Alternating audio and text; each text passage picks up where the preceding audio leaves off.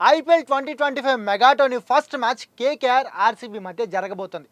అయితే ఆర్సీబీ మీద నేను ఒక మీమ్ చూసా. అదేంటంటే ఆర్సీబీ ఐపీఎల్ కోసం ప్రాక్టీస్ చేస్తూ ఒక మ్యాచ్ ఆడింది. ఆ మ్యాచ్లో ఆర్సీబీ బ్యాటర్లు 320 పైగా రన్స్ కొట్టారు. ఇది చూసారా మా బ్యాటర్లు ఎలా బౌండరీల వర్షం కురిపించారు, ఈ సాలా కప్ నమ్దే అని కాళ్ళర్ ఎగరేశారు ఆర్సీబీ ఫ్యాన్స్. ఆర్సీబీ బ్యాటర్లు ఇంత స్కోర్ చేశారంటే, అది కూడా ఒక టీ20 మ్యాచ్లో ఇంత భారీ స్కోర్ చేశారంటే మామూలు విషయం కాదు కదా. కానీ వాళ్ళు కాలర్ ఎగరేసిన వితిన్ సెకండ్స్లో పక్క నుంచి ఎవరో వాళ్ళ స్కోర్ చేసింది ఆర్సీబీ బౌలర్ల బౌలింగ్లోనే అని సైలెంట్గా సెటైర్ పేల్చారు. అయితే ఇది జస్ట్ సెటైర్ అనుకుంటే మీరు పప్పులో కాలేసినట్టే. నిజంగానే ఆర్సీబీ రెండు టీంలుగా విడిపోయి ఒక మ్యాచ్ ఆడింది.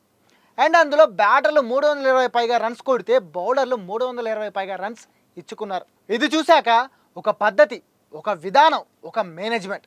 ఎవడైనా సక్సెస్ కావాలంటే ఇవన్నీ ఉండాలి. కానీ వీటిలో ఏ ఒక్కటి లేకపోయినా, ఒక్కసారి కూడా సక్సెస్ రుచి చూడకపోయినా ఆర్సీబీ మాత్రం 18 ఏళ్ల నుంచి ఐపీఎల్ నెట్టుకొస్తూనే ఎలా ఉందబ్బా అనిపిస్తుంది. అందుకే ఒకప్పుడు ఎవరైనా ఈ సాలా కప్ నమ్దే అంటే ఓ ఎమోషన్ వచ్చేది. కానీ ఇప్పుడు ఎవడైనా అంటే వాడి వైపు జాలిగా చూసి చిన్న పోయి ఆడుకోమ్మా అనాలనిపిస్తుంది. ఈరోజు IPL 2025 inaugural match KKR versus RCB మధ్య జరగబోతుంది. నా డౌట్ కరెక్ట్ అయితే ఆర్సీబీ బ్యాటర్లు అచ్చం ప్రాక్టీస్ మ్యాచ్లో ఎలాగైతే భారీ సిక్సర్లు ఫోర్లు బాదారో సరిగ్గా అలాగే భారీ స్కోర్ చేస్తారు ఈ మ్యాచ్లో కూడా. కానీ ఆర్సీబీ బౌలర్లు కూడా అదే ఊపులో ఏమాత్రం వెనక్కి తగ్గకుండా ప్రాక్టీస్ మ్యాచ్లో ఎలాగైతే బాధించుకున్నారో అదే స్టైల్లో కేకేఆర్ చేత హ్యాపీగా టార్గెట్ చేయించేస్తారనేది చాలామంది అనుకుంటున్న మాట. ఇంత కాన్ఫిడెంట్గా నువ్వు ఎలా చెప్తావు ఆర్సీబీ బౌలర్లు అద్భుతంగా బౌలింగ్ చేస్తారు చూస్తుండు అని మీలో ఎవరికైనా అనాలనిపిస్తే ఆ మాట అనే ముందు ఒక్కసారి నిజంగా గుండెల మీద చెయ్యేసుకుని ఆ టీం బౌలింగ్ అటాక్ చూసి అప్పుడు చెప్పండి. ఎందుకంటే ఇప్పుడున్న ఆర్సీబీ బౌలింగ్ చూస్తుంటే నిజంగానే ఇంత చెత్త బౌలింగ్ అటాక్ ఐపీఎల్ హిస్టరీలోనే ఎక్కడా చూడలేదనిపిస్తుంది. ఆర్సీబీని తిడుతున్నానని మీరంతా ఫీల్ అవుతున్నారని అర్థమైంది. అయితే ఒక్కసారి రెండు టీమ్స్లో ఉన్న ప్లేయర్స్ లిస్ట్ చూడండి. ముందు కేకేఆర్దే చూద్దాం. ఇది కేకేఆర్ టీం. ఇందులో ఫైనల్ 11లో సునీల్ నరైన్, అజింక్య రహానే, వెంకటేష్ అయ్యర్, మనీష్ పాండే లేదా అంగక్రిష్ రఘువంశీ, మొయిన్ అలీ లేదా Quinton de Kock, Andre Russell, Rinku Singh, Harshit Rana, Varun Chakravarthy, Anrich Nortje లేదా స్పెన్సర్ జాన్సన్ ఉండొచ్చు. ఈ టీంని చూస్తే ఓపెనింగ్లో డీకాక్, రహానే, ఆ తర్వాత మనీష్, మొయిన్, వెంకటేష్ అయ్యర్, రస్సెల్, రింకు సింగ్. ఇక్కడి వరకు అందరూ బ్యాటర్లే.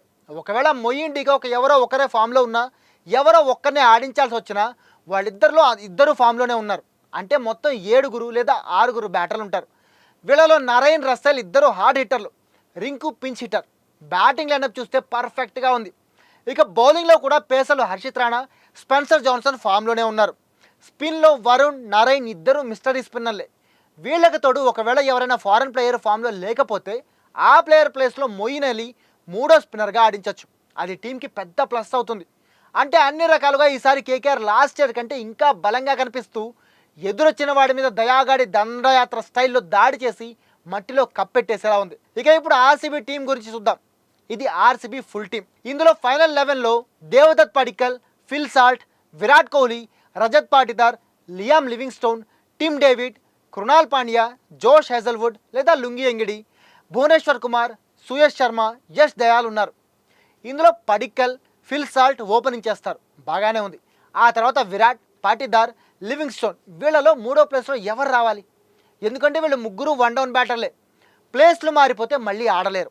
సరే వీళ్ళ ముగ్గురి ప్లేస్లు ఏదో సెట్ చేసుకుని ఆడినా మొత్తం 6 బ్యాటర్లే లేరు. కృణాల్ ఆల్రౌండర్గా చెప్పినా మనోడి బ్యాటింగ్ అంతంత మాత్రమే కాబట్టి కౌంట్ చేయట్లేదు. ఇక పేస్ డిపార్ట్మెంట్లో 2 ఏళ్ల క్రితం స్టార్క్ని వదిలేశాక హేజల్వుడ్ టీంలోకి వచ్చాడు.